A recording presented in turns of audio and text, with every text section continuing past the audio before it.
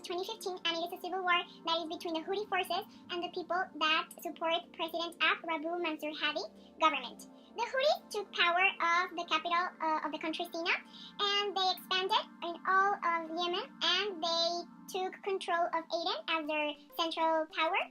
President Hadi ran away to Saudi Arabia, and he asked for support and protection.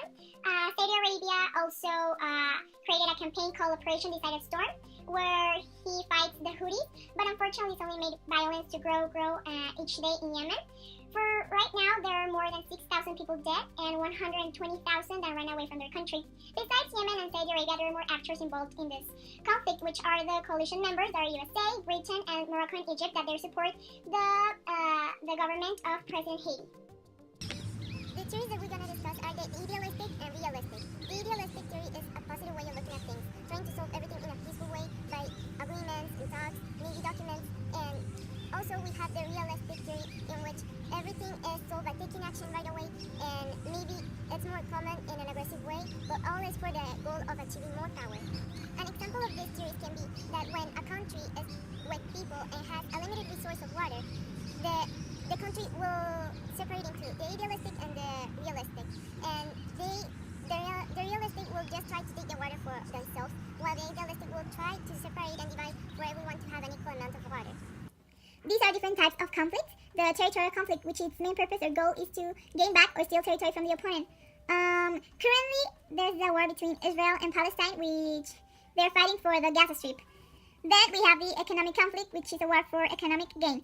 Right now, the USA is blocking any monetary funds from anybody who is trying to help Cuba, even its own USA citizens. This is an issue that's currently trying to be resolved.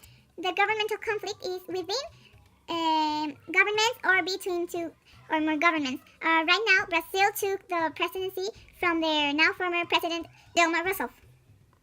One of the main conflicts of the Yemen Civil War was the ethnic conflicts, which are episodes of violence in which two groups or ethnic challenge govern to seek major changes in the status. And one example of this was what happened with Houthis versus the Houthis, which wanted to support economy, but Houthis didn't want to work.